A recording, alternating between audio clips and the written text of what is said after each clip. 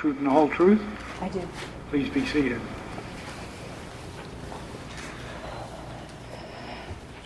Please state your name for the record. Shawna Nelson. Ms. Nelson, where have you lived for most of your life? I've lived my entire life in Greeley. Okay. Were you ever a dispatcher in Greeley? Yes, I was. And when did you begin that employment?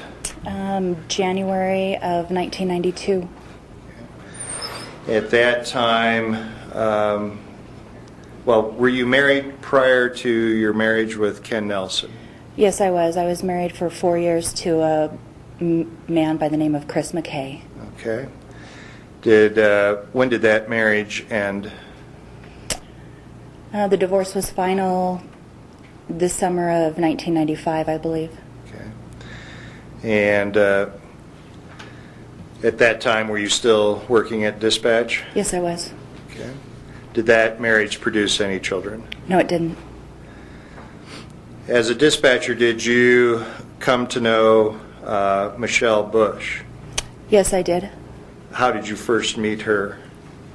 We actually were hired the exact same day as dispatchers together. We went through all of our training together, and that's how I originally met her.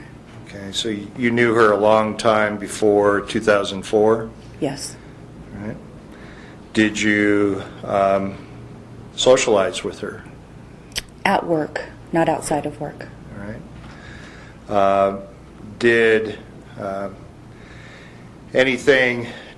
At some point, did Michele go from being a dispatcher to the paramedic service? We had merged from Weld County Regional Communications into the city of Greeley, and at that time we became city employees. We were pretty much all fired, and we had to reapply for our jobs. And at that time, Michele then went and applied to be a paramedic instead. She also had that training. And can I just specify, at the time when Michele and I first started there, we didn't. We weren't friends. Okay. As the friendship grew, then we did do things. Okay, so at some later time. Right. Okay. However, did something happen with relationship to your first marriage that caused a rift between the two of you? Yes. Okay. And what was the nature of that? I believed that Michele was possibly having an affair with my first husband, Chris. I knew that Chris and another friend of theirs and Michele were going out for drinks after work, watching movies together. Chris's actions towards me were that of somebody that was cheating with her. Did that create hard feelings, or what sort of feelings did that create in your view, of Michele Bush? There was animosity there. Okay. After you divorced Chris McKay, did you then at some later time marry Ken Nelson? I did. And when did that marriage occur? In August of 1996. Okay. And you and Ken have had 2 children together? Yeah. And they are? Dylan's our oldest, and he'll be 10 in May. And then Jordan. I'm sorry. Jordan will be 8 in April. Okay. At some point, did you meet Garris, Ignacio Garraus? Yes, I did. Okay. When did you first meet him? I believe I met him almost immediately when the city of Greeley and Weld County Regional Communications merged. Most of the Greeley officers were coming in and introducing themselves to all of the new dispatchers. And that's when I originally had met him. Okay. at some point, did your relationship with Mr. Garris progress from being acquaintances to something more serious? It did. And can you describe about when that occurred and briefly how it occurred? I would say the spring of 2004. We just started kind of flirting over the terminals. We could do like a terminal-to-terminal message. Him being in his police car, me being in dispatch. It kind of got a little flirty. I noticed that he was coming in more, giving me more specific attention. So I in turn gave it back, and that's kind of how it started. Did your relationship become intimate? It did. And approximately when did it become intimate? I believe it was July of 2004. Okay.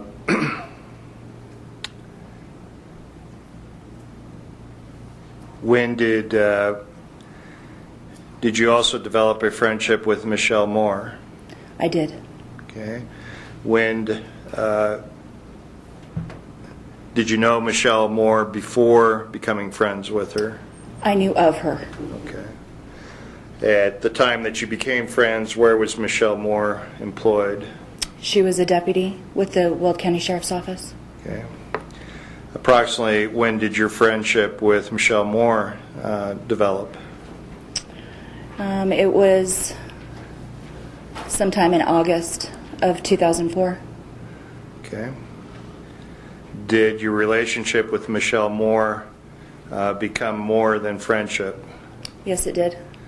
And did it develop into an intimate relationship? Yes, it did. When did that occur? Not too long after meeting her in August of 2004. I would say probably just the next month. Okay. Have you kept that relationship a secret? Very much so. And why?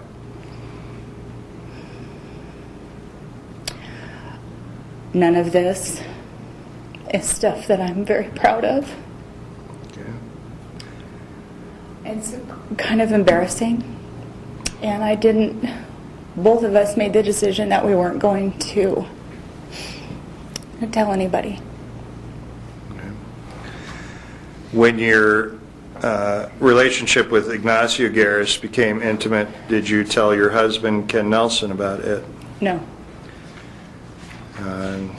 Did you consistently mislead or lie to Ken Nelson about your relationship with Ignacio Garraus? Yes, I did. Okay. Even after he found out about it, did you continue to mislead and lie to him? Yes, I did.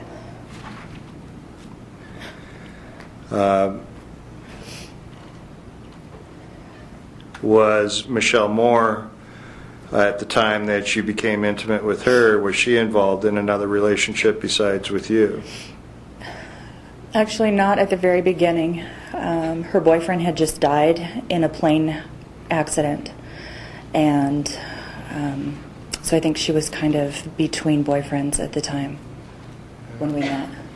Did she at a later time have a male partner? She's had several. Okay. And how did the two of you react to the other's male relationships? That wasn't a problem. Okay. And there's been testimony about a party at Old Chicago's on, I believe, September 17, 2004. Yes, sir.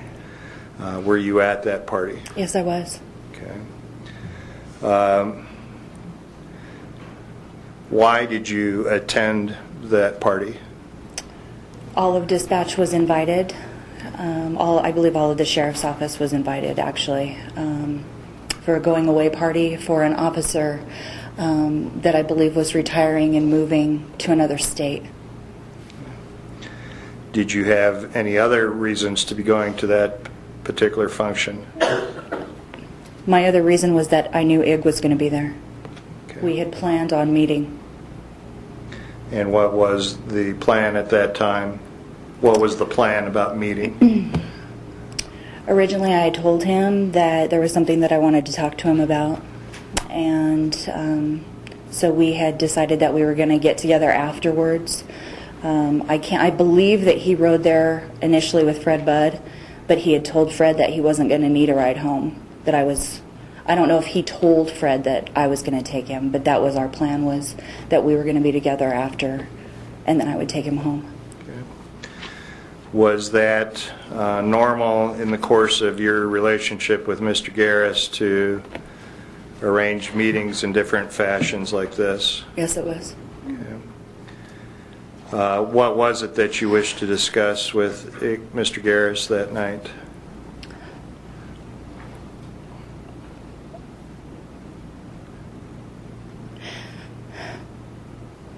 I had found out I was pregnant, and I wanted to talk to him about it. Okay. Did you at some point learn that he had left the party? Yes, I did. And you recall how you've learned that information? He walked right past me. He completely disregarded me and walked past me with Michele Bush and got in Fred Budd's car and left. And what was your reaction to that? I was upset. Okay. Was it more than upset? I was very upset. Okay. Did you voice that in any fashion? I'm very verbal, Okay. a very verbal person. I'm sure that I called him names. I had also been drinking. Okay. Were you intoxicated? I got very intoxicated that night. Okay. Did would you have been verbal enough for others to notice it? Yes. Okay. Did Mr. Garris ever return to the party? I never saw him again that night. Okay. Did you see Michele Bush again? I did. And when you saw Michele Bush, what happened? I had been outside, and when I came back around, I noticed that she was inside through the window, and I decided that I wanted to confront her about this whole situation with Ig. My intentions weren't to kick her ass. From what everybody's saying, that's what I said. Did you say that? I was very drunk that night. Everybody says that that's what I said. Okay. Do you deny that you said that? No, I don't deny it. Okay. Did you fight with Michele Bush that night? Verbally, Well, did you? I exchanged. I guess my question was, did you physically fight with her? I had no physical contact with Michele. Okay. Did you ever, after that, have any physical fight with her? After that night, I never Right. had physical or verbal contact with Michele Bush again. Okay.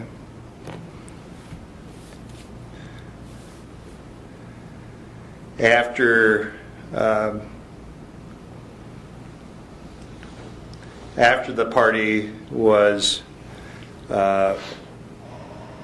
were you still angry with Mr. Garris? Very much. Okay. When did you and Ig talk again after the Old Seas party?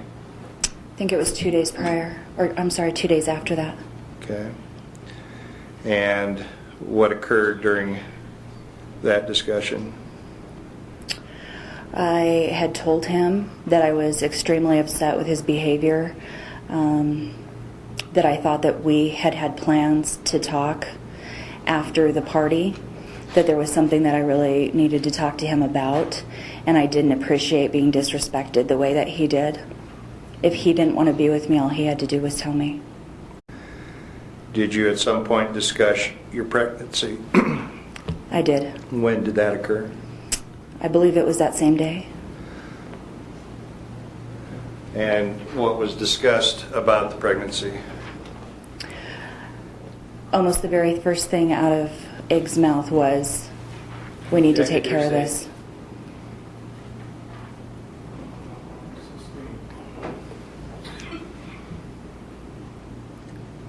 Did you discuss an abortion? Yes, we did. Did you wish to have an abortion? No, not at first. I didn't. What was the nature of the discussion? How would you characterize the discussion? Without indicating what Mr. Garris said was... I kind of always told myself that that would not ever be an option for me.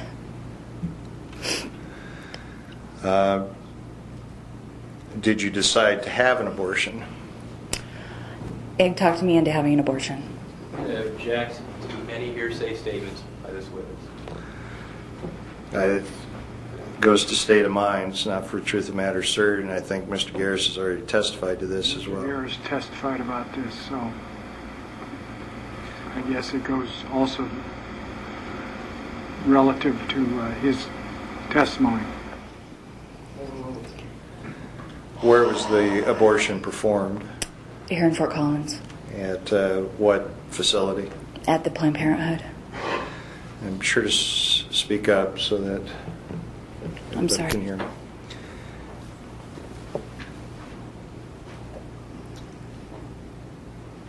After having that abortion, how did you feel about it? Humiliated. It still haunts me. Object to the relevance of how she felt about the abortion. It's relevant as to the second pregnancy.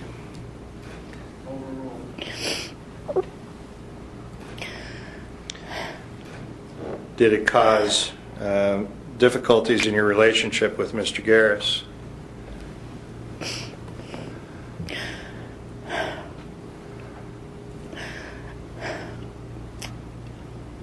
I don't think it caused difficulties. It caused difficulties for me. I sought counseling for it. After that, when Ig saw and what it did to me, he agreed that it was something that we shouldn't have done.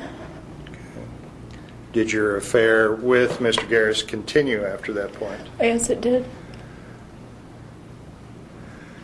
During that time period, did you also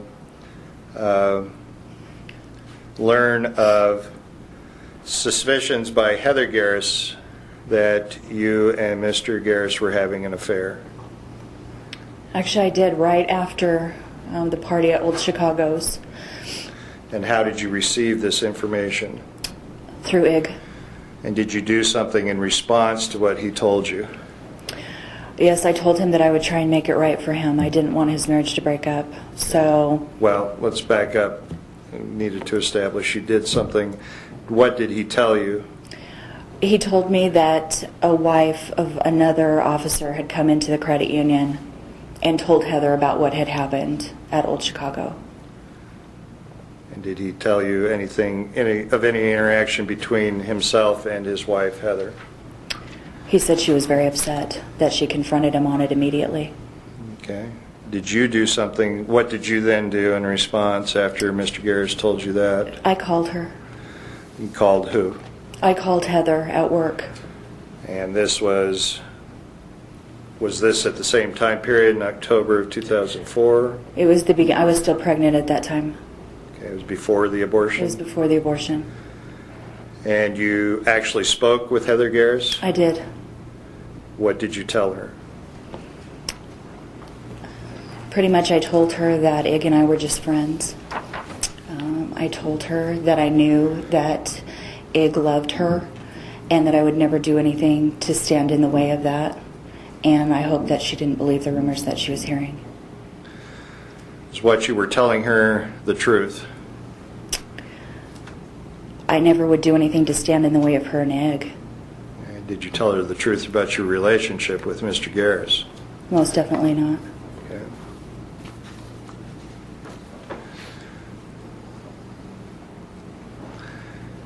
Is that the only time, or have you talked to Heather Garraus on other occasions?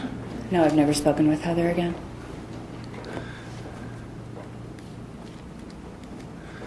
In December of 2004, a few months after this, did Ken Nelson become aware of the affair between you and Ignacio Garraus?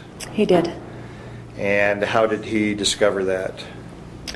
I had been out with my nieces shopping, and I had gotten off work early that day and just kind of thrown all my work stuff down on the counter. And there was a journal about me and Ig's complete everything, our entire relationship. It was never meant to be left there intentionally for Ken to read, but he did read it, and he called me and confronted me about it. Okay. Did you admit to the affair? I did. What happened with respect to your relationship with Ken Nelson after that point? When I got home that day, he said that I needed to make a choice, that I needed to choose between him or Ig. And at that time I told him that I wanted our relationship to work, Ken and I's. And so we stayed together for approximately another month. Did you, at that point, cease your relationship with Mr. Garris? No, I didn't. Did you lead Ken Nelson to believe that you had discontinued your affair? Yes, I did. Did Ken Nelson learn of that deception? The way he learned about it is because I moved out. Okay. When did you move out? I believe it was the end of January. This would be 2005 at this point? That's correct. Where did you move to? I stayed in Greeley. I found a condo that I could afford. Yeah. There's been previous testimony that you and Mr. Garris often communicated by cell phone. Is that correct? Yes, it is. How do you know how Mr. Garris prevented discovery of your name on his cell phone? Originally, at that time, he had me in his cell phone as Omar. He actually had shown it to me, and we had joked about it. He actually had a friend named Omar, but apparently that guy's name wasn't in his phone, so he used that for me. Okay.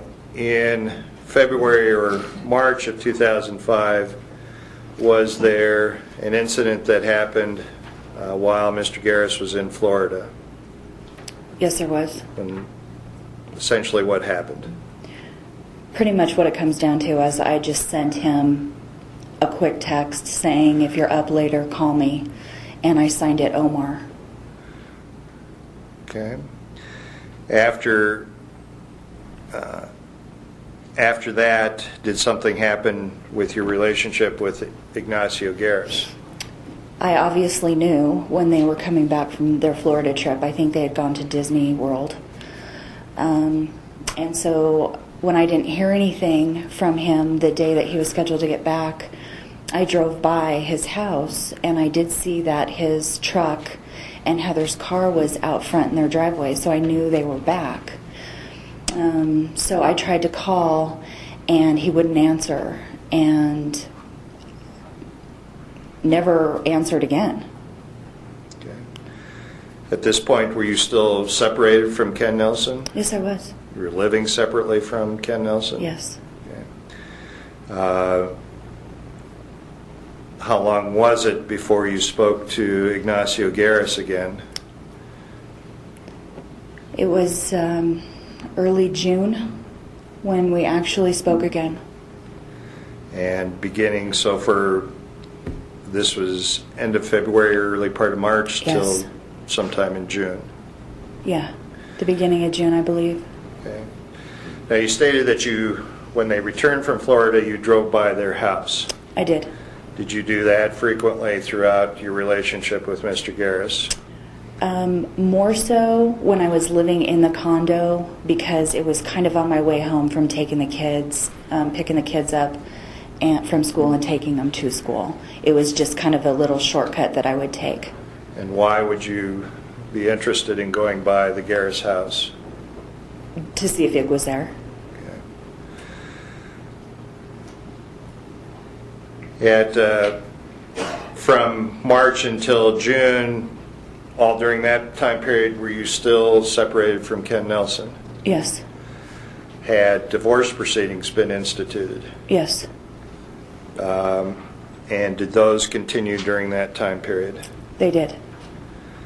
At some point, did you, you said at some point you did talk to Mr. Garris again? I did. Through that time, I had tried to contact him to find out what had happened. I knew obviously something had happened. Finally, I don't know what made him answer his phone. After several voicemails, he had changed his cell phone. I had left him a couple voicemails at work on his work phone. And then one day, he just answered. And we started talking again, and he gave me his new cell phone number. Did you reinstitute your relationship, your intimate relationship with Mr. Garris? I didn't know what was going to happen. The day all this happened, I had, with two other friends, taken a large group of kids to the zoo, including my own kids. And he called me a couple times when we were at the zoo. So I knew that we at least had our friendship back. I had my friend. But then that night, after I had taken the kids over to Ken's house, he had texted me and said that he wanted to talk. Did you see him at some point in response to that? Pretty much my text was, okay, do you want me to call you? And he texted back something like, no, come pick me up. Did you often exchange text messages with Mr. Garris throughout your relationship? All of the time. Okay.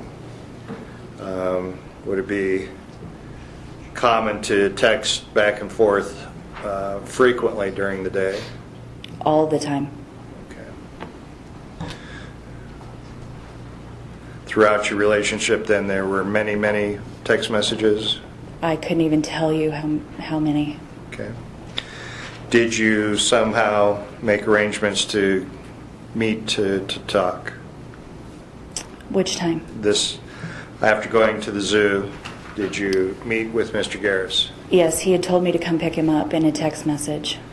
And where were your children at that point? My children were with Ken that night. Okay. How did you and Mr. Garris get together? He would sneak out of his house, and I would pick him up. And that night, I brought him back to my condo. Okay. In the same fashion, you picked him up near his house and drove him to your house? Right. He had a couple different ways of getting out of his house, and then he would walk to the corner where I was parked and get in my car. Okay. What happened that evening? We started drinking, and it didn't take too long. We reaffirmed our sexual relationship. Okay. And what occurred after that as a result of that? That was the night that I got pregnant with Christian. Okay. And this is still June of 2005 that we're talking about? Yeah. Okay. When did you discover that you were pregnant? Not for a month. Okay. So would that have been? It was early July. Actually, I remember it was the 4th of July when I found out, because that was the night that I had told Ken about it. Okay. What happened then when you found out you were pregnant? My recollection, I think Ken said that we were face to face, but I actually called him crying and told him that I was pregnant and that Ig wanted me to have another abortion, and I wouldn't do it. And I just wanted him to know. I didn't expect anything of Ken, but I wanted to give him a heads up because it was a little embarrassing. What was Ken's response? Ken actually was glad that I wouldn't have an abortion. And he said that we would get back together and try our marriage again, and that instead of 2 kids, we would just have 3. Did you get back together with Ken Nelson? We did. Was it soon after that or a while after that? Or? Ken and I actually got back together that night. Okay. Did you maintain, however, your affair with Mr. Garraus? I did.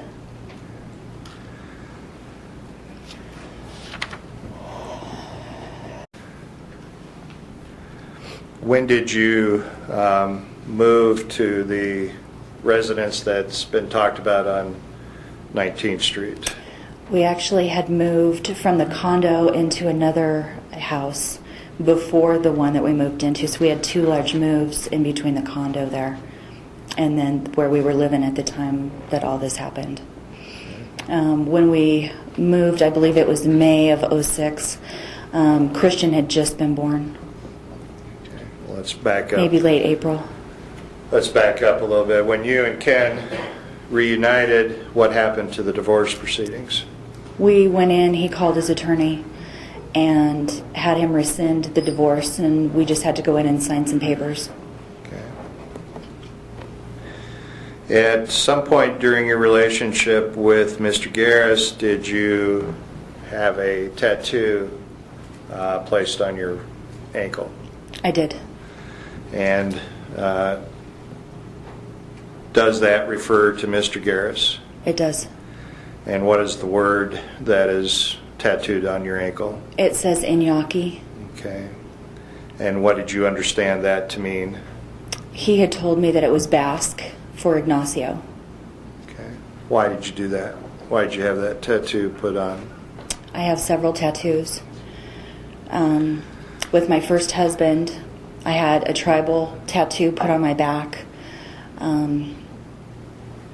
It's just kind of my belief of tattoos is that's the kind of way that I show my life story. So I had that put on my back for my first husband. Ken and I had matching tattoos. Mine was of a flower, his was of a symbol on his arm, and then both of them said KSDJ for Ken, Shawna, Dylan, and Jordan. And then after this abortion happened, to me it kind of was symbolizing a time in my life. So I put that on my ankle. Okay. Did you mislead Ken about the nature of that tattoo? Yes, I did. Did you continue to see Mr. Garris after you became pregnant but before Christian's birth? Yes, I did. In November of 2005, did you have occasion to meet Mr. Garris outside of Greeley? Yes. And where did you go? We went up to Keystone. And what was happening at Keystone that caused this meeting to take place? We had talked about doing something outside of town together. And I knew that Michele and I had used a condo of her friends up there several times to be alone. And so I asked Michele if maybe all of us could do something as a couple, meaning Michele and Tim, and then me and Ig. And she called her friend, and he confirmed that we could use it. So I told Ig about it, and at that time there was some kind of a victims advocate conference or something up there, and he asked to go to it and was approved. At some other time in late 2005, did you arrange to meet Mr. Garris outside of Greeley? I did. And where did that occur? Ig had found out that his father was getting a divorce, and he had agreed to fly to Florida and help his dad move out of this house and get it sold. So he asked me if I would come up and stay a night with him in a hotel room, I believe it was Embassy Suites, near the airport the night before he flew out. When was Christian born? Christian was born in March of '06. And at that time, what was your position regarding Mr. Garris's contact with Christian? I felt pretty strongly about the fact that if he wanted to have contact with Christian, that he should be able to.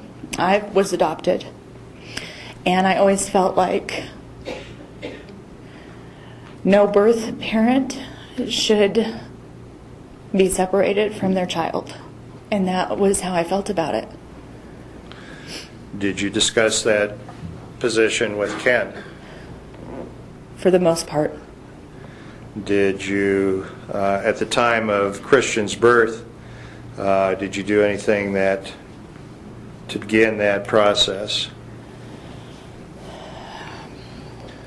We had agreed from the beginning that Ig would pay for medical expenses, and that Ken and I would actually physically raise Christian, and that Ken would be known as Christian's father, but that Ig would always have a significant part of Christian's life, just being a family friend. Did you let Mr. Garris see Christian? Anytime he wanted.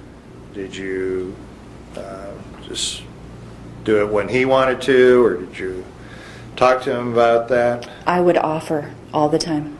Okay. Did you offer at the time of Christian's birth? I did. I called him. Ken had left the room for something, and I did call Ig, and I told him that Christian had been born. And he did ask if he could come see the baby. And so I actually was upfront with Ken, and I told him that Ig wanted to come see the baby. And so Ken respectfully left the hospital so Ig could come. Did Ken always know that Ig was Christian's father? From the first day.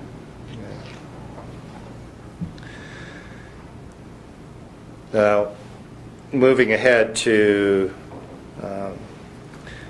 the summer of 2006, something that has been talked about is the fact that Ken Nelson purchased a Glock 27, Model Okay. 27. Do you Yes. recall that? I do. What led to that purchase?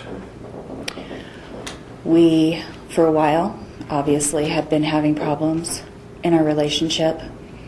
And when Ken and I first originally got together, that was something that he and I enjoyed doing together, was going to the range. But at that time, I didn't have anything to use. So he, as a gift, bought me this Glock 27. Okay.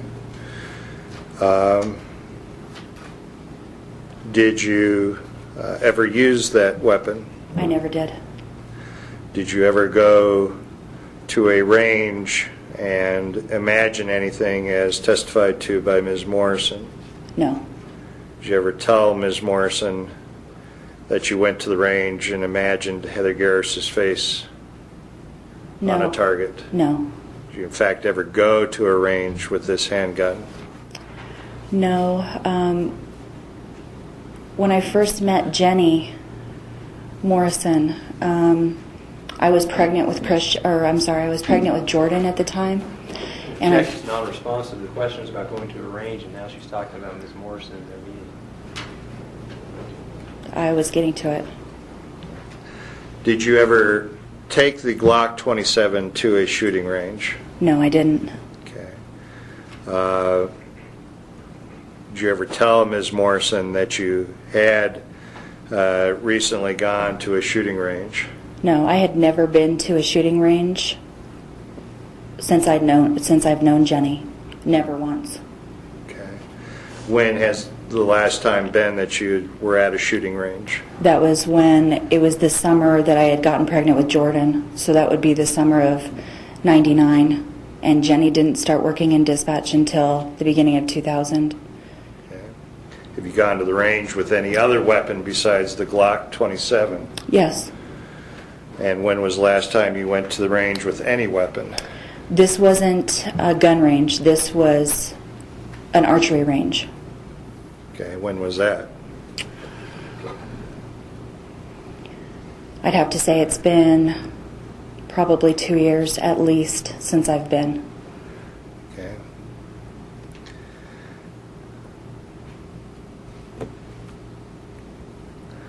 What is your birthday? My birthday's October 1st. Okay. And prior to your birthday, in 2006, did you and Mr. Garris discuss what to do with respect to your birthday? He had asked me what I wanted to do, and every year I always told him I wanted to go fishing. That's what we had done for a couple years. And what happened in 2006?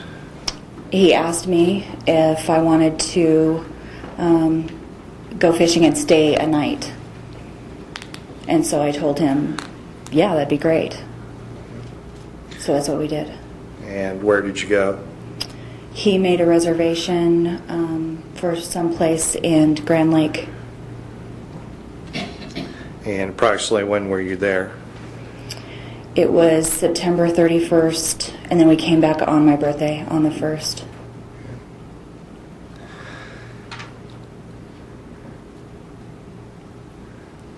Did you at some point decide to get rid of or do something with the Glock 27? For that trip, I specifically pawned that gun. Okay. And how did you pawn that gun? Well, my intentions were to go over to this Mr. Money over in Loveland and pawn this gun for some money to take to Grand Lake. When I got over to the pawn shop, I met this guy outside and started talking to him, and he bought it from me. First of all, why did you go to a pawn shop in Loveland? At the time, I was still working in dispatch. I had no intentions of quitting just that very next month. And there's a file in dispatch, it's called names. And when you bring up the person's last name and first name, it shows anything that they've ever been contacted for, any pawn records, anything like that. And that was kind of embarrassing to me that I didn't want to have a pawn record in Weld County. Okay. Why did you sell it to someone outside the pawn shop rather than inside the pawn shop? He offered me more money More money than what? than I thought I could get in the pawn shop.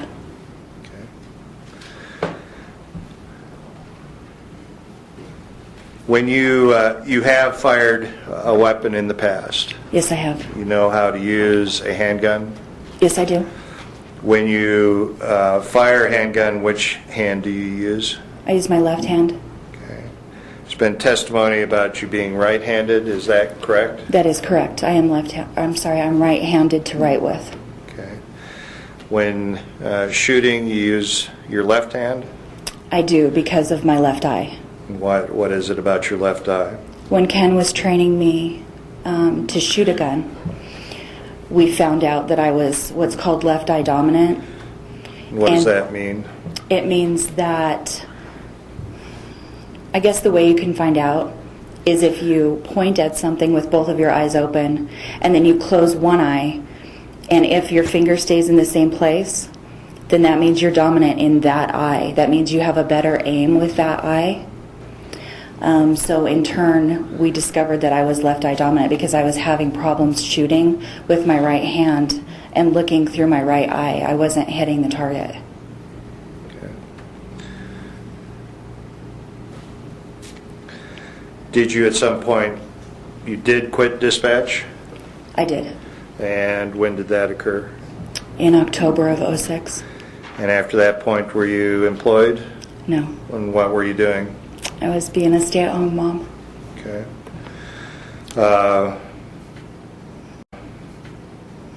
At this point in the fall of 2006, was your affair with Mr. Garris still continuing? It was. Were you still,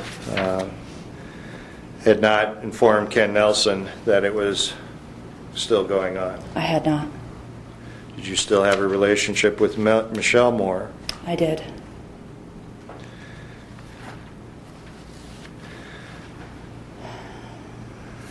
Going to start going through some things that have been on this timeline that has been admitted. I've placed a paper copy of it in front of you so that you can still face the jury, but I'm displaying it behind you Okay. for the jury's reference. Did you, on December 9th, 2006 at 9:03, call Heather Garraus's direct number at the credit union?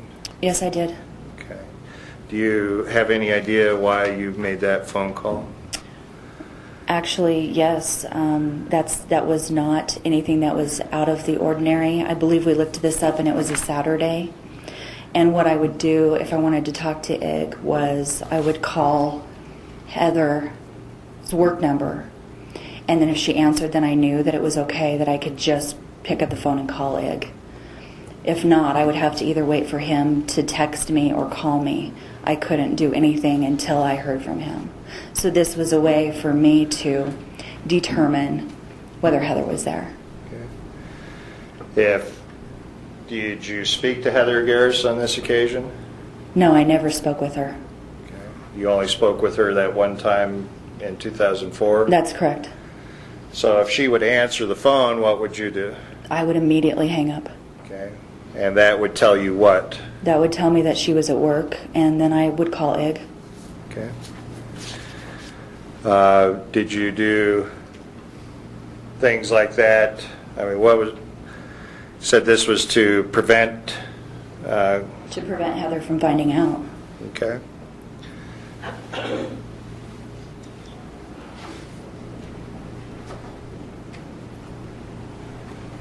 On the next entry is on December 16th. This is what's been testified to generally as the Cactus Canyon night. Do you recall that? Oh, okay, evening? yeah. Did you and Michele Moore go out that evening? We did. We went to a skating event. Okay, where was that at? It was at the Budweiser Event Center. Okay. When did that end? I really can't tell you. We were there for quite some time. Her business had sponsored this skating event, and so we were invited for dinner and drinks afterwards and to meet the skaters and the Celtic women. I don't know if you guys know who that is. It's this women's singing group. They were also performing, and they would sing as these people skated. And so we also got to meet them and get their autographs and stuff. So I would say it was at least after 10 when we got done. Okay. Did you, during the course of the evening, try to contact Mr. Garris? That night, I specifically remember he was always doing something in his house, working on a project of some kind. And that night he was working on his toilet. So we had been texting back and forth. Okay. Did you also make several telephone calls from your cell phone to his cell phone? Yeah, this would have been right after we left the skating event. He had texted me and asked me what we were going to do after we had gotten done there. And I had told him that we were planning on going to the Cactus Canyon. So he texted me back and said that he did want to go. Did you make arrangements to meet him? Right then, after this is when I called him, and I had spoken with him once, And I had said, when we get back in Greeley, then I'll call you again. So when we got back in Greeley, I called him, and he had actually already snuck out of his house. And he was at a park in Greeley called Bittersweet, and he was just, what he said was he was hanging out there, just waiting for us. Did you find him eventually? Not immediately. That's what all the phone calls were. We're trying to kind of coordinate, where are you? He had then walked off, and we found him just walking down the street. Did you pick him up? We did. And where did you go? We went to the Cactus Canyon. And was Michele Moore still with you? She was. How long were you at Cactus Canyon before you noticed something had happened? We were there for probably a good hour, I would assume. We had been drinking. I wasn't really trying to keep the time, but when I turned around, I just noticed that Ig was gone all of a sudden. I was watching Michele. They have these boxes at Cactus Canyon, and only the women can get up on these boxes. And I always told her that I thought that it was sexy that she would get up and dance on this box. So that's what she was doing. She was dancing on top of this box, and that I was watching her. And Ig had been standing behind me. And when I turned around to talk to him, he was gone. Did you then call him at 11:55 twice? I did. I didn't have my cell phone with me. It was in the car, so initially I asked around, Michele, where's Ig? She didn't know. There were a couple other people there that we knew that night, and I asked them, have you seen Ig? No. I actually had somebody go in and check the men's bathroom. I thought maybe he had gotten sick. He wasn't in the men's bathroom. So I went out to my car. Excuse me. I went out to my car, and I got my cell phone, and I called him. And I guess the first time he must have not answered. So then I called him again, and he answered and said that he was over by Chuck E. Cheese. Do you want me to continue? And then what was your reaction to that? Well, I said, why are you over by Chuck E. Cheese? And he said, because Heather called, and I need to get home as fast as I can. And I said, well, I can give you a ride. And he said, no, I already called Jack Dre, and he's going to come give me a ride. And, excuse me, I got angry with him. I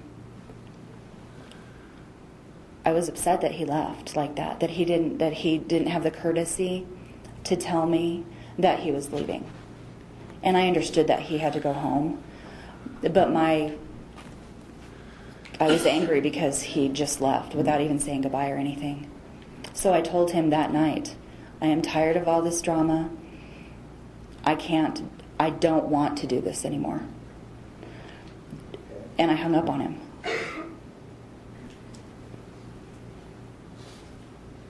Showing on the screen, just check it. Say text message. Heather, if you're reading this, you're a psycho bitch. You know, did you send this text message? Yeah, but that date on the phone is not correct. It was the same night. It was the 16th. It was probably the morning of the 17th by then. And why did you send that message? Throughout our relationship, we had joked that Heather called Ig every 12 minutes. And at that point, I pretty much knew that I didn't care if she found out. So I sent that message actually to Ig's phone. Heather, if you're reading this, you're a psycho bitch. I did send that. And did you receive some sort of response after you sent that text message? I went to bed. I didn't care. I turned the volume off on my phone and I went to bed. Okay. Did you at some time learn that you had received a response to that? I did when I got up that next morning. I had a voicemail, and I saw that it was from Ig's phone. So I retrieved it right away, but it was Heather. I'm going to object. Hearsay.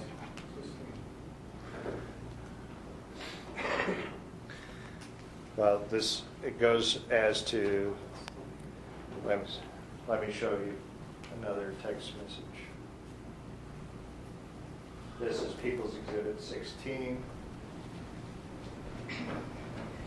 Anytime, anywhere, bitch. Did you send this text message? I did, in that one I sent to Heather's phone, not to Ig's. Why did you send that text message? Because I thought if she knew that I knew her cell phone number, that she would then leave me alone. She had called and said, so I'm a psycho bitch. I want you to... Again, she's It goes testifying. to her, why this message was sent. This has been introduced as an exhibit in this case.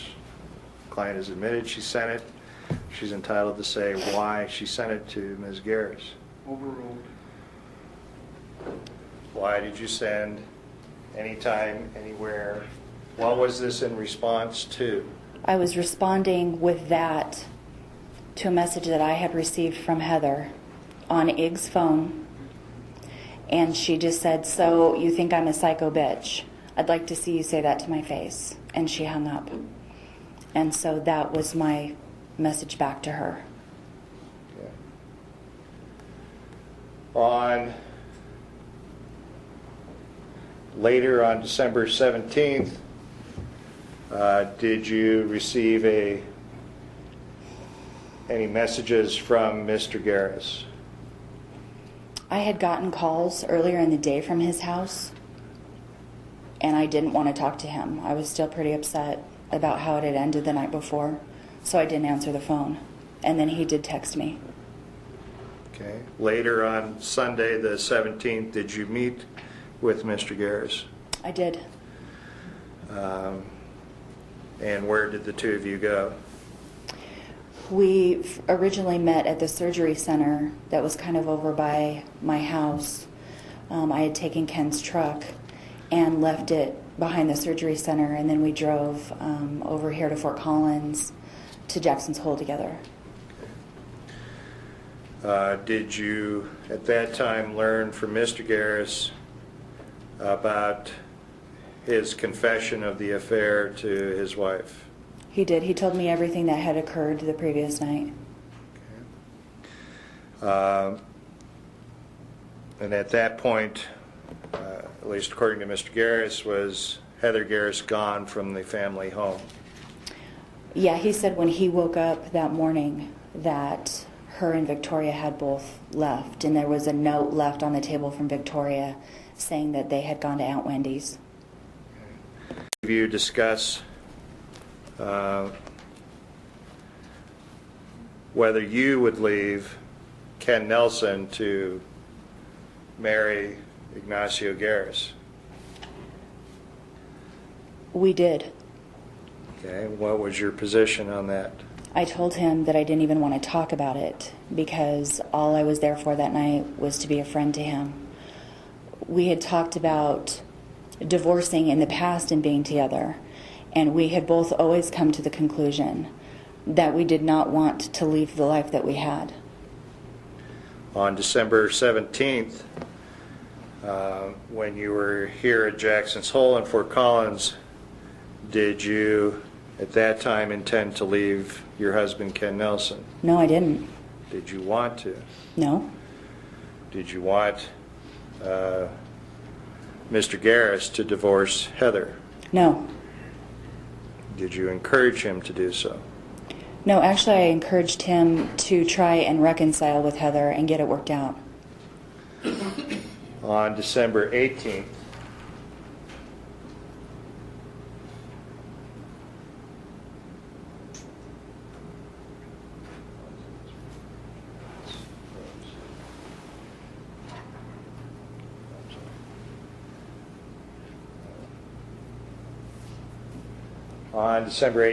at 8:40, did you make a call to Heather Garris's direct number at the State Employees Credit Union? One more page, I think.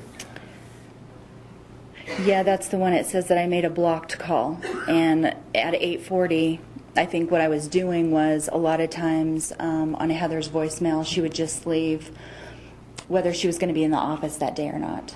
And I was just curious as to whether she was going to be there because I wanted to go into the credit union and close out my account that day. I didn't want to have anything more to do with that credit union.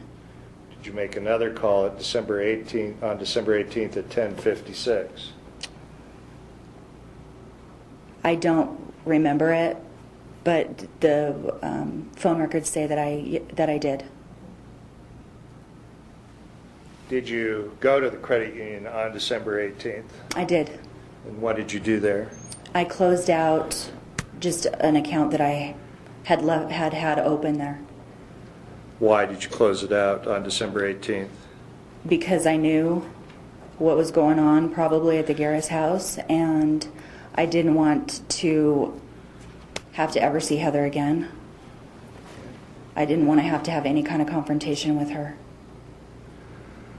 On December 18th at approximately 7:06 p.m., did you receive a call from Mr. Garris? Yes. And during that phone call, did he tell you that your relationship with him was over?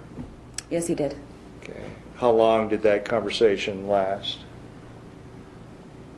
The phone call lasted approximately 1:30, I believe. The silence during that phone call felt like forever. I didn't know what to say. What was your reaction to what Mr. Garris was saying to you? I had kind of been thinking that our relationship would end. But when he told me that he could no longer have any kind of contact with Christian, I got upset. Yeah. And when you say upset, what do you mean? I believe, well, I think, I'm not sure if he hung up or I hung up, but the call ended and I cried. And then I was mad. Yeah. Did you try to call back a few minutes later at 7:09? I did. I wanted to hear a little bit more about what had happened because it was just such a short conversation and really nothing was said other than that's it. And I felt like I deserved more than that after 3 years. Did you at some point send a text message that evening to Mr. Garris? Yes. Sure, what's going to mark is equals and admitted as Exhibit 13. My loyalty is gone. I loved and trusted you, and you fucked me. Be prepared. Did you send that text message? I did.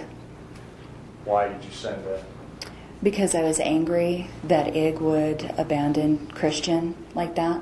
Just in a sentence say, okay, see ya. Don't care about your son. Bye. When you said be prepared, what did you mean? After I sent it, I thought, wow, that sounds bad. So that's when I called their house and left that other voicemail that you guys had heard that said, you know, if you guys think you don't have money or whatever, you're going to pay. And that's how I meant it. I meant that I was going to take them and get an attorney and have Ig financially still pay for Christian. Did you intend to inflict any sort of physical violence on either of the Garrises? No. Your intent at that point was to seek child support? Yes, it was. Did you also, during this time period, send by text a photograph of Christian with the words "Ig's flesh and blood"? I did. Why did you send that to the Garrises? I believe I sent that actually to Heather's phone, and it was just out of spite, just to create drama, I guess. Okay. Did you also send another text message later that evening stating you have no heart? I did. I sent that to Ig, and that was referencing the fact that he didn't want to have anything to do with Christian. Okay. The next day, on December 19th, did you know where Mr. Garris was going to be at a particular time that day? I did. He had told me when we were at Jackson's the night before that he had a DOR hearing, so I knew that that's where he would be. Did you go there? I did. And why did you go there? I went there because I felt like after 3 years that he at least needed to look me in the face and say, it's over, rather than a minute and 30-second phone call.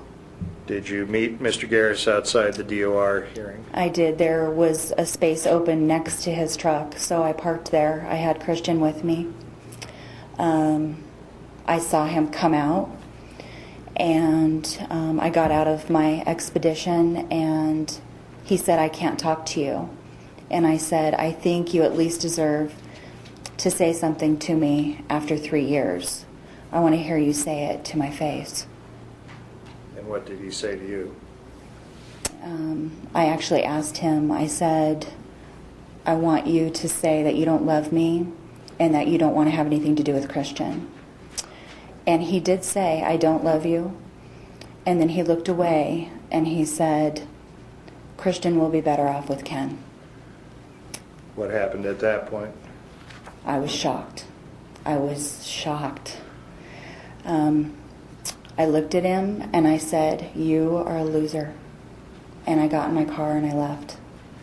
Did you have any physical confrontation with Big Garish? No. Did you do anything to his car? No. Later that day, did you decide how to approach this situation? I did. Well, the night before I had already thought about getting an attorney. So I did call an attorney that both Ken and I were acquaintanced with and told him what was going on. And pretty much he said, no problem, we can get this taken care of.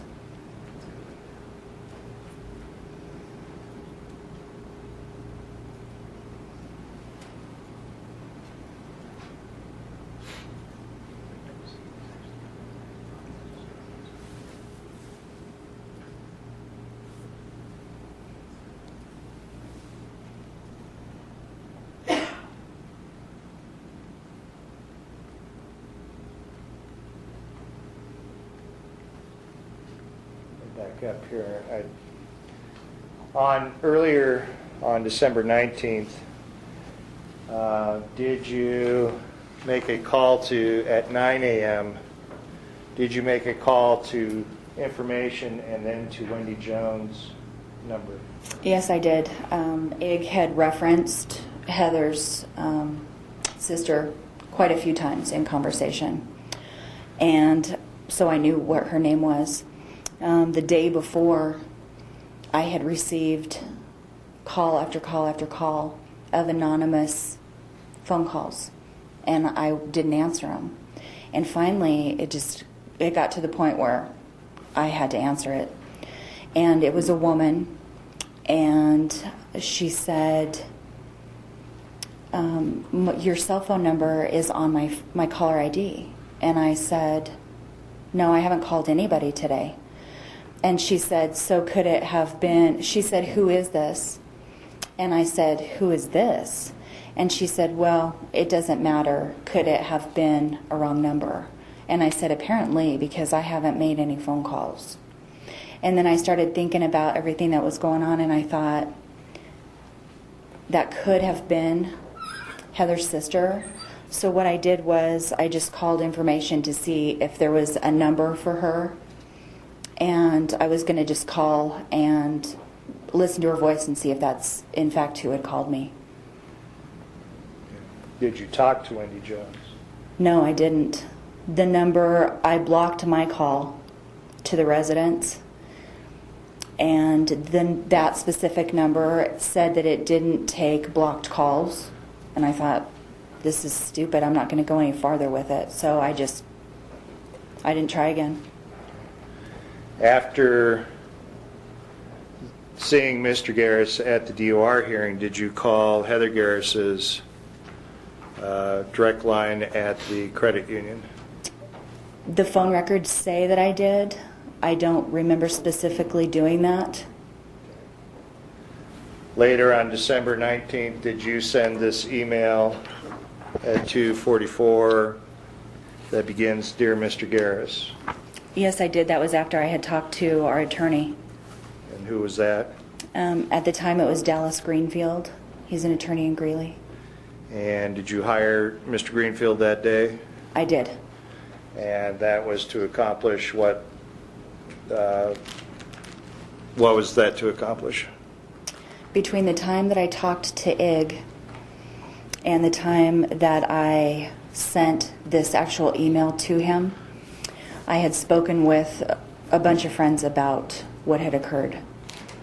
And one friend in particular, Michelle Moore's boyfriend, Tim Young, had told me that it was very, very hard to let somebody have half custody of a child. He was in that kind of a relationship himself. And he talked me out of doing that and said it would be best if I just tried to get all parental rights terminated. And actually that did make more sense to me. So that's what I in turn decided to do. When this email makes reference to "you are your mother's son," what did you mean by that? When Ig was young, his mother just upped and left, just took off to be with some guy, and left Ig to raise a small child. I think Ig was probably 12 or 13 at the time. And so it was just a little dig. Did you then later that night at 8:41 try to call Mr. Garris? I think actually I had sent him, or I had left a voicemail on that one. That was 68 seconds. Just saying that I had sent him that email, making sure he got it. A couple days later, did you again call Mr. Garris? I did. And 2 seconds, did you talk to him?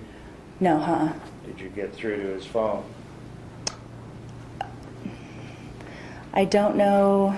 I don't believe so. I think on that, the 21st, is that what we're talking about, the 21st? Yes. I think that day was out of curiosity. In the past, Ig and I both had changed our cell phone numbers on each other kind of as a take that type thing. I had done it to him. He had done it to me. So I called out of curiosity to see if he had changed his cell phone number. There's a series of calls on that day, December 21st. Yes. You call Heather's direct number. It says I did at 7:45 at night, but I don't know why. Maybe to see if Heather's extension had changed. You weren't attempting to talk to Heather Garraus? No.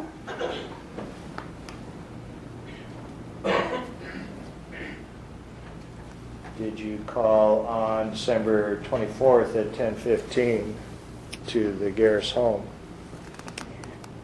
Yes, and that was, again, it was just curiosity. I wanted to see if they had changed their home phone number.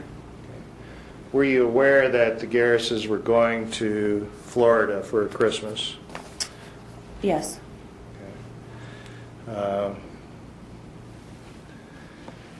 These calls on the 25th, 27th, so on, is that during the time that you knew they would be in Florida? Yeah, I knew they'd be gone during that time. Why were you calling? That was when I decided to call just to see if their landline number had changed, because I knew nobody would answer. On January 3rd, did you send the email, "I really need to talk to you, please call me"? I did. And why did you send that email? I think I, again, was trying to reiterate the fact to myself, more than anything, that Ig didn't want to have anything to do with Christian. In my mind, I just couldn't see that somebody wouldn't want to have something to do with their son. So I think I was trying to give him another chance to change his mind on that. January 5th, did you send the next email that ends with the vanilla and fat comment? Yes, I did. What were the circumstances of that? Michele Moore and I had gone out for drinks and met another guy that we had previously met at the Cactus Canyon a couple nights before. And this guy wanted me to hook him up with Michele. She had split up with her boyfriend at the time and was living with me. And so that's where we met this guy, to have drinks and lunch. Okay. And why did you send this email? We were drunk. Pretty much we were just messing around.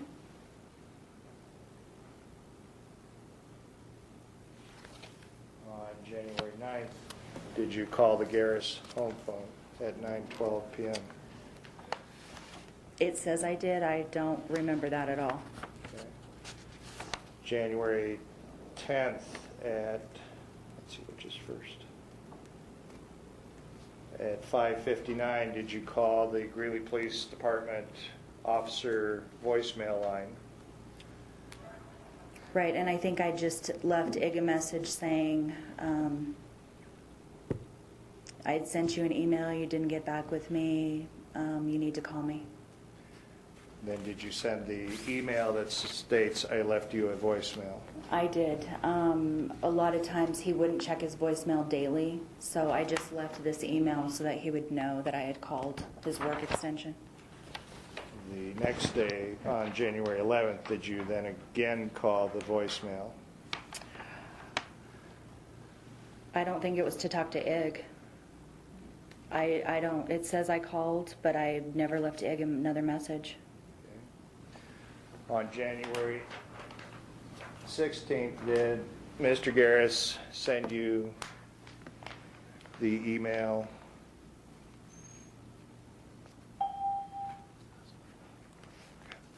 about contacting or giving you information on your attorney, his attorney, Julie Scroggins? He did.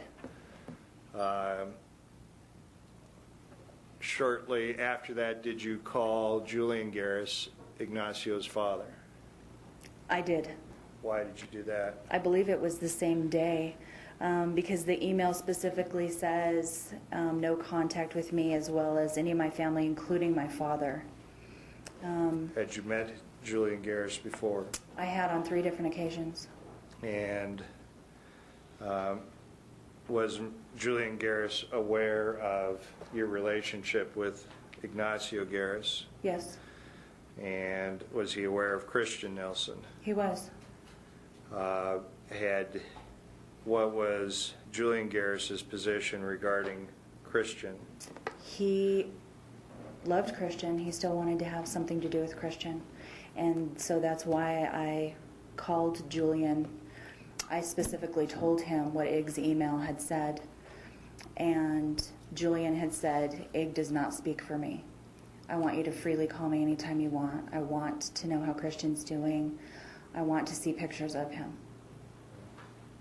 Did you then send the email back to Ignacio Garraus at 2:20 p.m. after that phone call to Julian?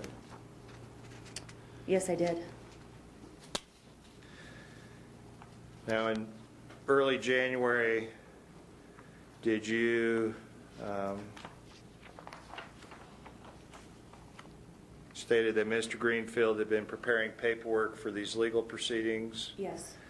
Did you determine that you wished to take a trip? I did. And on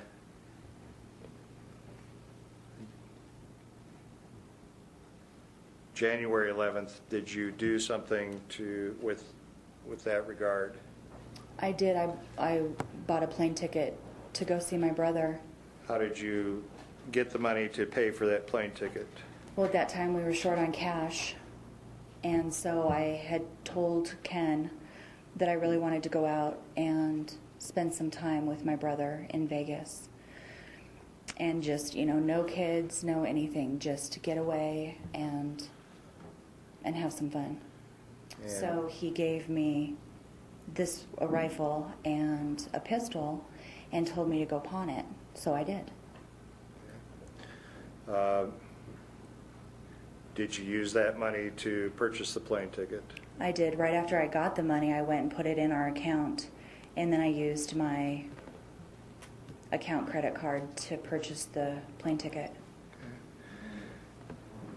There's been testimony that after Heather Garraus's murder that Ken Nelson was in possession of nearly $7,000 in cash. I learned that after, yes. Okay. As a result of divorce proceedings, have you learned where that money came from? I have. And where did it come from? It was an inheritance that he had gotten from his grandmother. Did he have that money, to your knowledge, on January 11th when you pawned the Glock 23 and shotgun? No.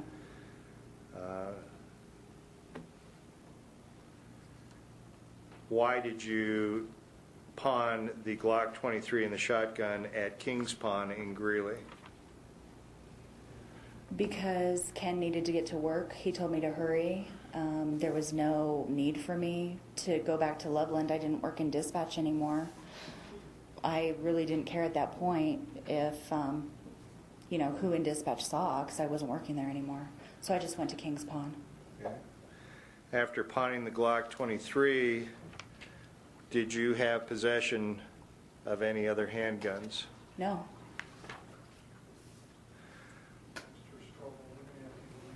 Okay.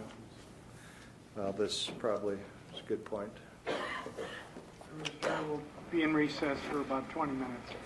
Please follow the bailiff. And I had said that I wanted to show her something. And I had put it on in the bathroom, and I had come around the corner and acted like I was scaring her. And we kind of laughed about it. And I asked her if she thought that was too much for me to use to scare the kids at Halloween, because they're still kind of young, so I kind of wanted her interpretation of it. Okay. And there was a couple times after that? The 2 times after that were both in Ken's truck. Was there a time that Ken was searching his truck looking for a magazine? There was. Okay. Did you, what was your involvement with that? Ken wasn't real good about remembering where he had left stuff at times.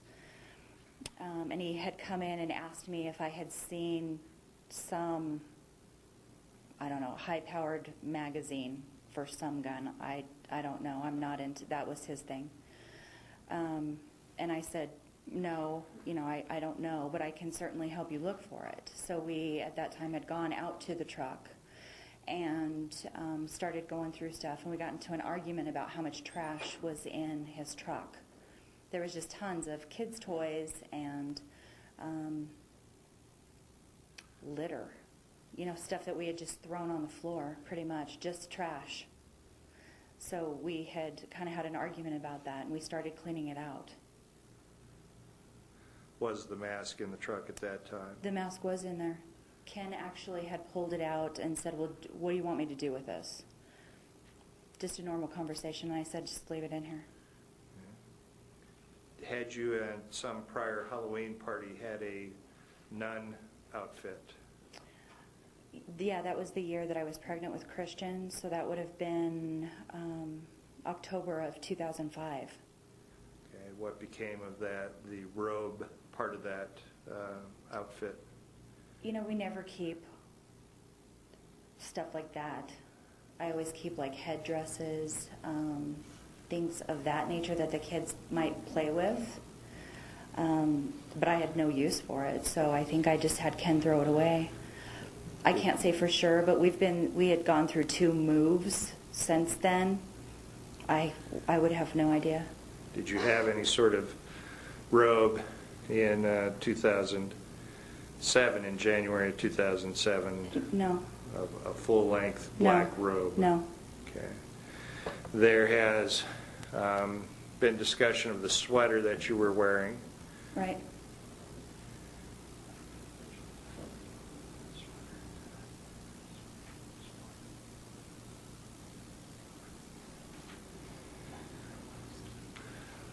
There was testimony this morning by Detective Krill that it's calf length.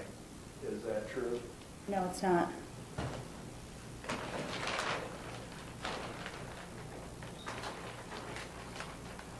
I'd like to have permission to open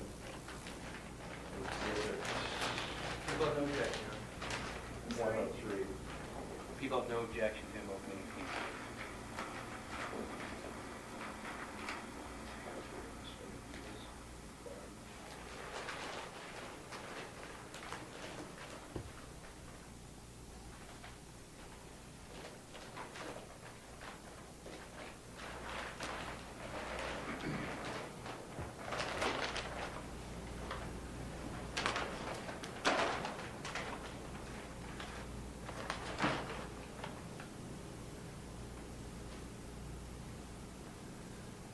Handing you the sweater from Exhibit 103, you recognize this? Yeah, that's the sweater my mom had bought me. Does this extend to your calves? No. Can you place this on? Sure. And it doesn't have buttons or a zipper or anything. It just is an open. You can scan all the jersey. Sure.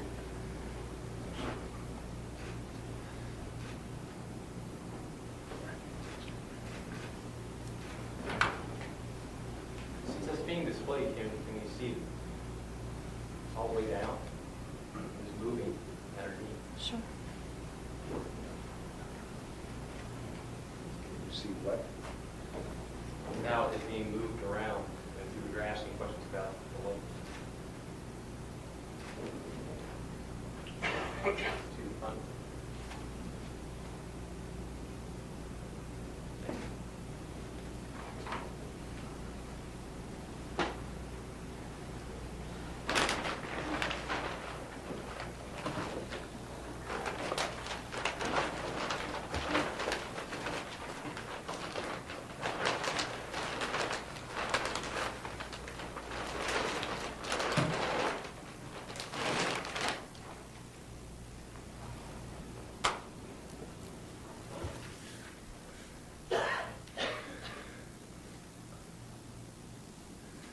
On January 20th, or approximately January 20th, do you recall receiving a letter from the Garris' attorney? I do. What was your reaction to that letter? I thought it was kind of odd. My initial response, I had told Ken that it probably was sent because Ig was trying to prove to Heather that he still was not having any contact with me, is what I got out of the letter. Okay. Had you spoken to Ignacio Garraus since the DOR hearing on December 19th? No. Had you spoken to Heather Garraus at all in December and January? No. And the last email you had sent to Mr. Garris was on the 16th? I believe so. Okay. Did this letter cause you to develop some sort of plan to kill Heather Garraus? No. On January 22nd, did you have any plans for that day? I had plans for several weeks for that day. Had anything, just back up to that weekend before the 22nd, had anything unusual happen during the weekend that caused you to have any sort of change of attitude towards Heather Garraus? No. Had you and Ken done anything in particular on the 21st, Sunday the 21st? Yeah, we had gone and we called it a date. We had met his cousin and some other friends up at the stock show and watched a rodeo. On the 22nd, you stated that had there been arrangements for a birthday dinner. For Michele Moore, yes. When had those arrangements been made? Almost right after her birthday, which was on the 11th. For whatever reason, we couldn't do it then, but in the past, we had always gone out to dinner or done something like that for her birthday. On that day, what vehicle did you use on the 22nd? I used both vehicles that day. Okay. Did you, at the point when you went to get Michele Moore, did you have the truck? I did. And why were you driving the truck? On Mondays is the day that Ken is always home. That's one of his scheduled days off. And Jordan, our daughter, has Girl Scouts on Mondays. And I loved being a part of that. So Ken would keep the boys, and I would take the truck because it doesn't have a car seat. Now, there's been testimony that you didn't like driving the truck. Is that correct? It just rode more rough than the Expedition. Did you drive the Expedition more than the truck? Yes. Was it your preference to drive the Expedition? Yes. Okay. Did you more than once or twice drive the truck? A lot more than once or twice. Okay. Particularly when, where was the car seat normally kept? We just had one, and it was kept in my car in the center of the back seat, and then the two big kids would sit on each side of Christian and keep him entertained. And when you refer to my car, what are you referring to? Oh, sorry, the Expedition. Okay.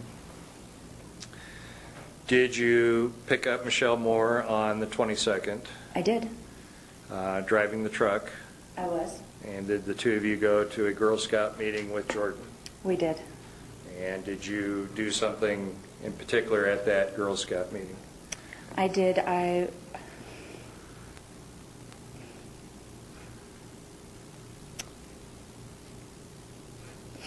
Sorry. I was asked by the Girl Scout leader to do a presentation about calling 911 and fire safety. And I taught the girls how to do the Heimlich. After the Girl Scout meeting, did you, Michele, and Jordan go somewhere? We did. We were already planning to go out to dinner that night, so I just ran to McDonald's, and Ken didn't want anything from McDonald's, so I got him a Starbucks. Those were the two places we went. And how did you get there from the location of the Girl Scout meeting? Was that near Sanborn Park? It was in the, I don't know what the name of the church is, but it was in the church right there, right off of Sanborn Park. Okay. How did you go from there to McDonald's and Starbucks? Well, my thoughts were that What route did you take? the route that I took was Reservoir to 23rd Avenue, and then we went down to 25th Street, and then we went to McDonald's first and got a couple Happy Meals, and then we went over and got a Starbucks for Ken. And how did you return to your house? What route did you take? The same way. Well, when you got to 23rd Avenue, When what we did went, you do? yeah, when we got to 23rd, Reservoir Road kind of jogs. It's real weird right there, and it's just faster to go from 23rd to 20th, and then our house is almost right off of 20th Street, so that's the way I would always go home. Both going to and from, did you go by the credit union? Yes. After leaving Starbucks, did you tell Michele Moore to do anything to Ken's coffee? No, I didn't. Did you ever give Michele Moore crushed up Ambien or crushed up any type of drug? No.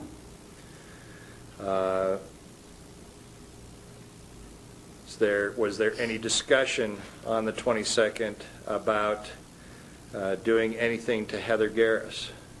Nothing. Was there any discussion about Michele Moore babysitting your children? No.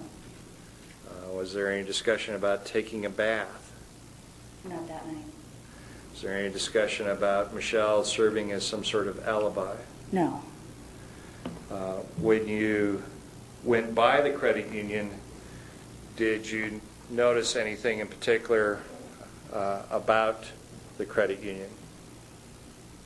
I did. It's just in my nature to look and see if people are at certain places. When we would drive by my sister's house, I looked to see if her car's in the driveway. We drove by the credit union, and I glanced to see if Heather's car was there. Okay. You familiar with what Heather's car looks like? Yes. And have you seen it on occasions prior to this? I've ridden in it. Okay. Was her car there on the 22nd when you went to and from McDonald's and Starbucks? No. On the 22nd, when you returned home, displayed is this series of phone calls from your home phone. Did you make those telephone calls? I did. Were you aware of Heather Garraus's direct line? Yes, I'd called it many times. Okay. Had you called her direct line many times before this date? Before that day, yeah. Okay. On January 22nd, did you call Heather Garraus's direct line? No. Why didn't you call her direct line?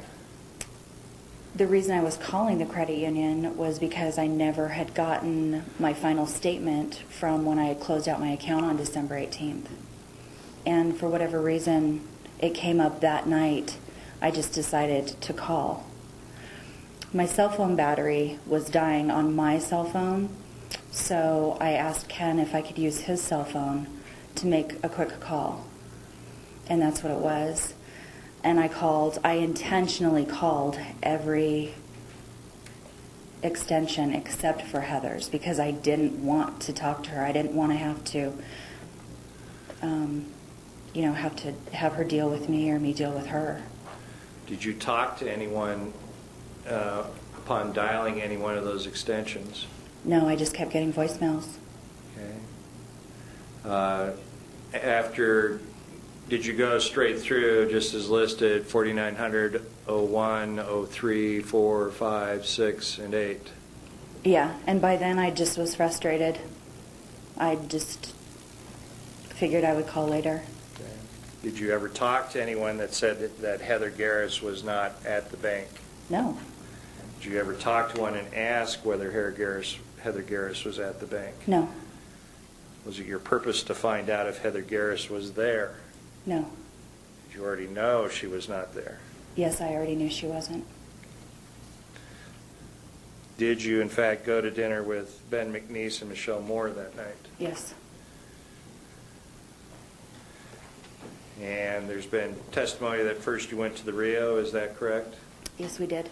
Had dinner there? Mm-hmm. Was any of the discussion at dinner time regarding Heather Garraus?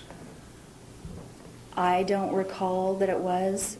If there was, I do remember my cousin at one time, we would always crack fat jokes because all of us are fat. And he had said that the reason that they had redone the credit union was so that Heather could fit. But that's the only thing that I ever remember talking about that night. Did you go to the Jackson's Hole with Michele after dinner? I did.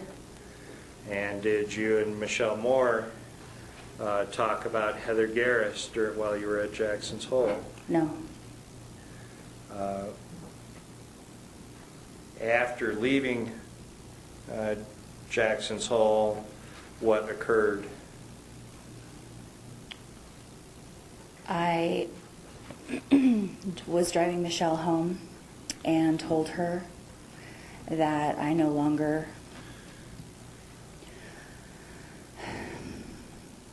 could have a sexual relationship with her, that I had been thinking about it, all through our drinks, and that since I was trying to actually maybe finally be loyal to Ken, that I needed to completely fess up, and that I was going to go home and tell Ken also about my relationship with Michele. And I told her I loved her, and that I still wanted to remain friends with her, but I couldn't keep lying to Ken. It was too much. What was Michele Moore's reaction to that? She was very upset. On Tuesday, January 23rd, did you do anything in particular on that day, early in the day? I took the kids to school. I think I called Ken on his cell. I think that's one of them, to see if he wanted a Starbucks. And then I went home. Did you have any physical ailment on the 23rd? I wouldn't call it an ailment. I just had a headache all day. The day before, I had unloaded the dishwasher, and I was just putting away a pan, and the pantry door came back and hit me in the head, and I just had a headache. I mean, I didn't think I needed medical attention or anything like that. It wasn't that bad. Did you pick up your children from school? Yes, I did. And what did you do then?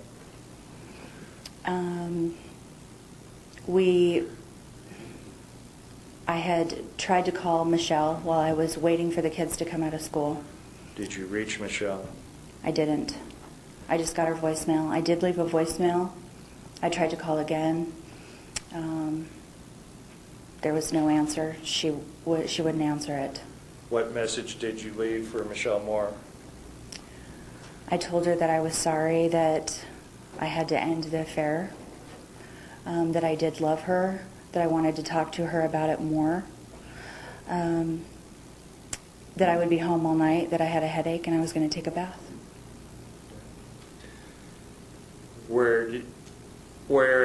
After picking up your children, did you go somewhere in particular with them? Yeah, I really did not feel like cooking that night. So I took the kids to Starbucks. I'm sorry, I took the kids to Subway, which is near the Starbucks in that Westlake Shopping Center. And I got them the little kids' packs. Did you see Mr. Garris and Victoria at that time? I did. Actually, when we pulled up, I saw his truck sitting out front. But I kind of had already committed to the fact that I had asked the kids if they wanted Subway. So we were there. We started to get out, and I saw Ig and Victoria coming out of the Walrus ice cream. And we had to walk past them to get to Subway. So I specifically said to the kids, don't say anything to either of them. Your children and Victoria, on prior occasions, ever had interactions with each other? Yeah. What had they done? Had they played together? What? On numerous occasions. Egg and I would meet at a park. We went to a place called Pizza Blast in Greeley, which is kind of like a Chuck E. Cheese. And we would sit and talk, and the kids could play. Did your children know Mr. Garris? Very well. Okay. So you had instructed them not to say anything? I did. Okay. Did you say anything to Ignacio Garraus? No, I didn't. Did your children say anything to him? No. Did you go to the Subway? I did. And did you purchase meals there? Yes. Then what did you do? I decided while we were over there that I would just run and grab some groceries that I needed.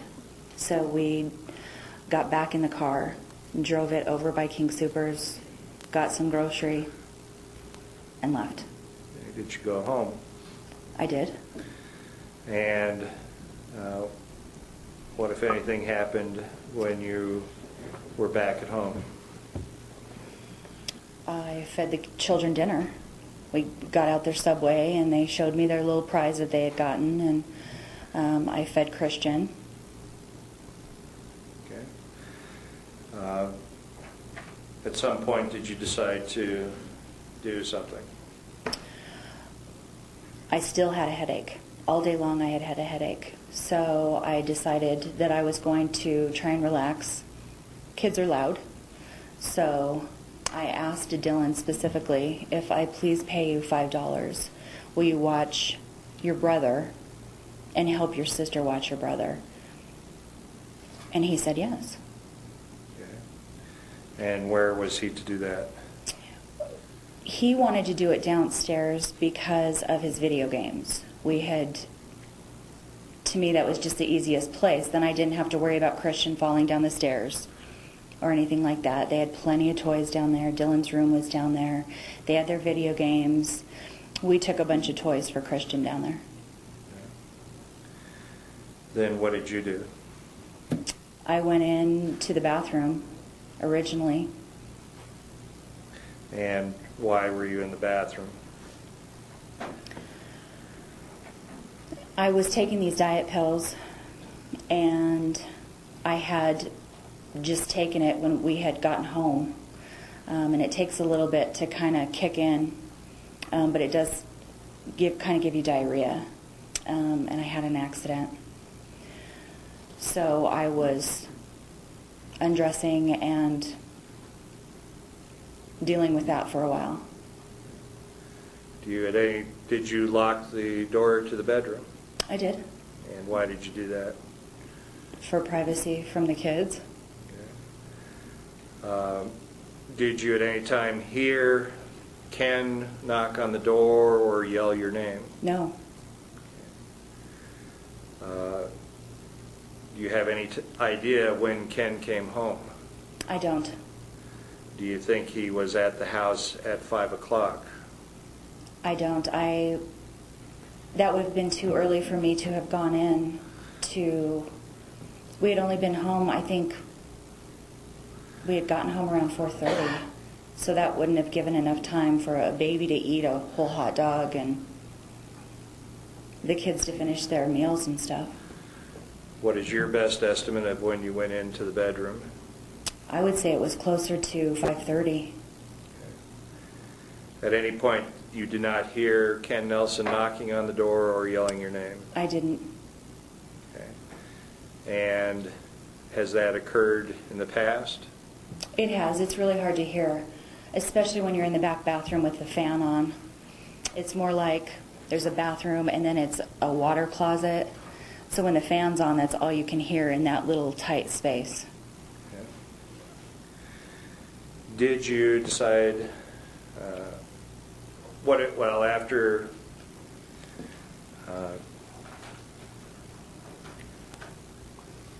being in the bathroom for a period, did you decide to do something else? I started running my bath water, and then I decided that I wanted to get a bottle of wine. All I had at home at the time was, I think I had like a whole case of Corona, but a bottle of wine sounded good laying in the bathtub. At that point, how were you dressed? At that point, I didn't have any pants on. I had had an accident, so I didn't have any pants or a shirt on at that time. Okay. What did you do? I just went and got some dirty clothes out of the hamper. I didn't want to put anything else clean on because then I just would have to put it in the hamper too. So I just grabbed whatever I could find in the hamper that was already dirty. Did you dress in the clothes that have been admitted into evidence during this trial? Yes. Did you put on shoes? I initially intended to put on shoes. The shoes that I thought I was going to be putting on were the shoes that I had worn that day. I can't remember what it was. But during that season, with all of the mud in and out, we took our shoes off immediately after coming in to the garage. So, and I call it the mud room. And all our shoes usually are stacked up there. So what did you do? I went out. I already had my cell phone. I grabbed my key and went to get the shoes and realized that I had actually, in turn, put the shoes in our closet. So there weren't any shoes over there for me to put on. Why didn't you go and get the shoes? Because I had already locked the bedroom door and I was just trying to hurry. What did you do then? I left. And how did you leave? I went out the garage. I opened the garage door and I got in the truck and closed the garage door. And why did you use the truck rather than the Expedition? Because that's where the truck had ended up being parked from the previous day. And the way our garage is, we only can fit one car in there, and it's right in the middle of the garage. And when I was backing out earlier that day in my Expedition, I had almost hit the truck. So my initial intentions were to just take it and park it around front and get it out of there so I wouldn't have to worry about hitting it again. Why did you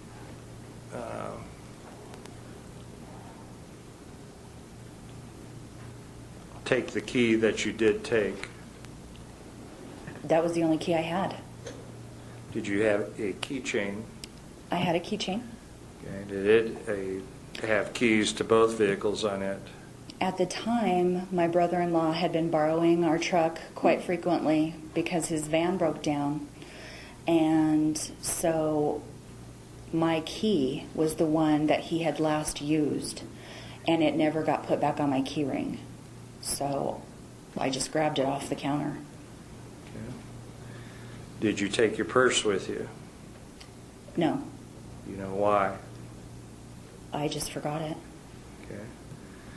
Where did you go? I went to College Green Liquor. When do you believe you left the house? It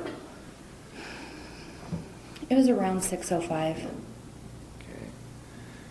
Do you know for certain when you left the house? I don't. It was somewhere in that area.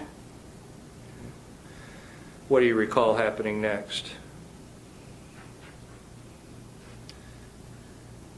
The next thing I remember is my phone ringing and kind of jolting me out of a daze, and I was in front of College Green Liquor. Now, you've heard your phone message or your phone conversation with Ken Nelson this morning. Which one? The one discussing a blackout or Oh, right. not remembering. Right. Okay. Can you explain when you use the term blackout, what are you talking about? When I describe that term, to me, that's what you do when you're drunk and you're trying to drive home, and the next day you don't remember driving home, but your car is in the driveway and you know that you've actually driven it there, but you can't remember. To me, that's a blackout. It's not that I have passed out or anything like that. There's just brief periods that I don't remember. Okay. So do you have no specific memory of getting from your house to College Green? I don't. My mind was on other things. I just drove. When the phone rang, who was calling? It went to voicemail before I actually realized kind of what was going on, but I retrieved it almost immediately. I looked at who the call was from, and I saw that it was Ken. So I decided that I would call him when I was going back to the house. Why were you going back to the house? I had leaned over and my purse wasn't there. So I never even went into the liquor store. I just turned back around and went home. And then that's when I retrieved the voicemail from Ken, and I think it just said, call me or something. Okay. Did you make it back home? I didn't. And there's been previous testimony about being stopped. Yeah. Is that how it occurred? Yeah, pretty much. Okay. What was Ken's demeanor towards you? He jumped out in front of the truck, and he looked really angry.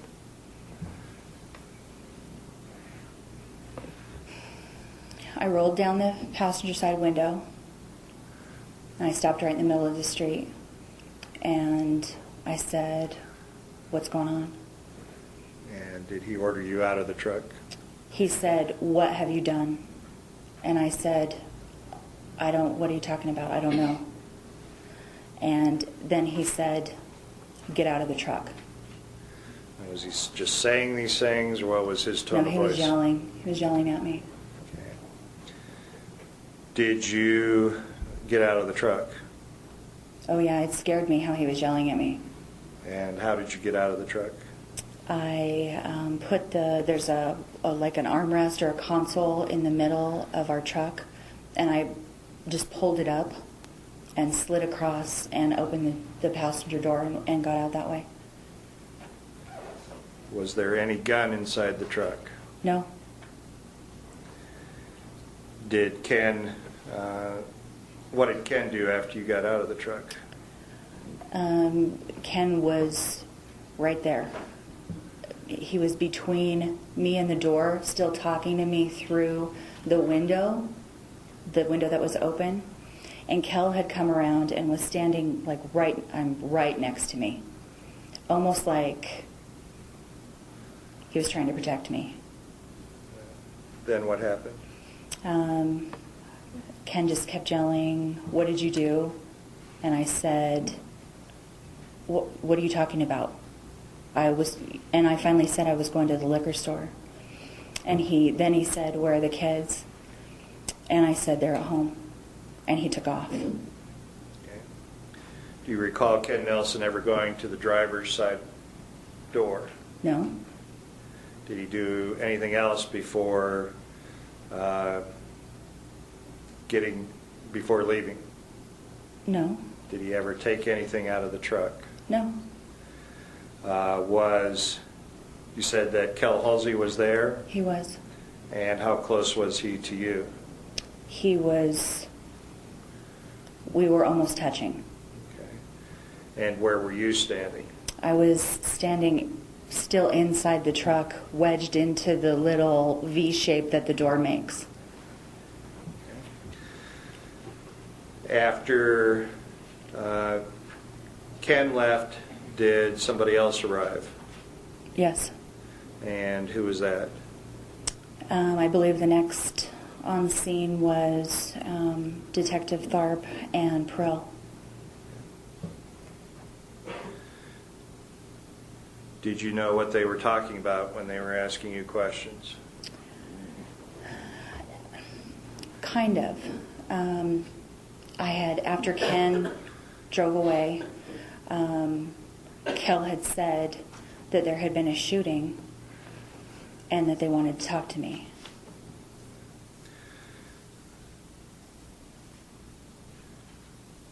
Were you handcuffed? Yes. What was your reaction to that? That's when I told them they were making a scene. I didn't understand what was going on.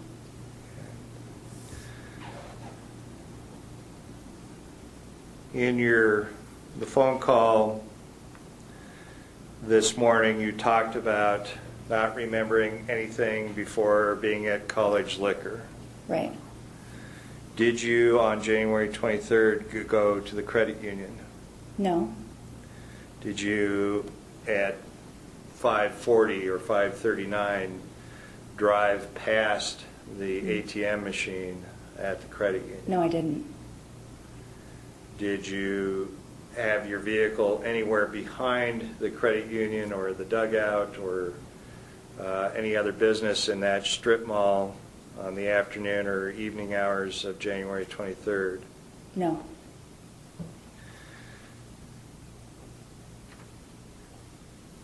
Did you have anything to do with the death of Heather Garraus? No, I didn't. Did you shoot her? No.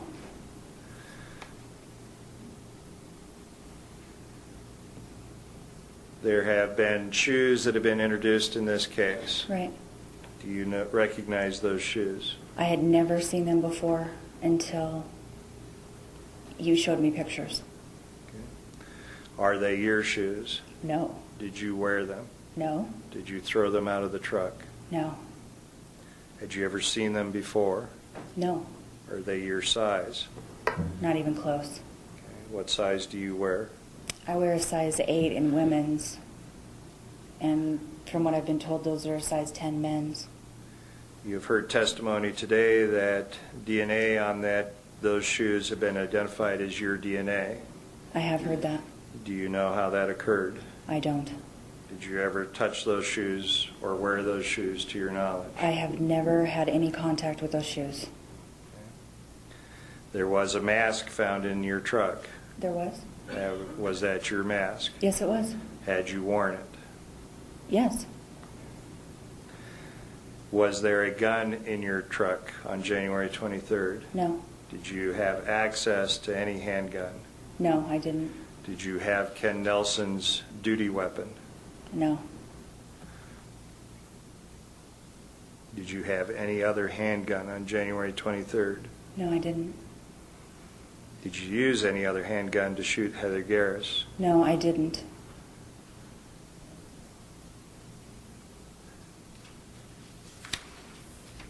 No further questions. Members of the jury will be in recess for the evening. The bailiff will escort you to the jury room.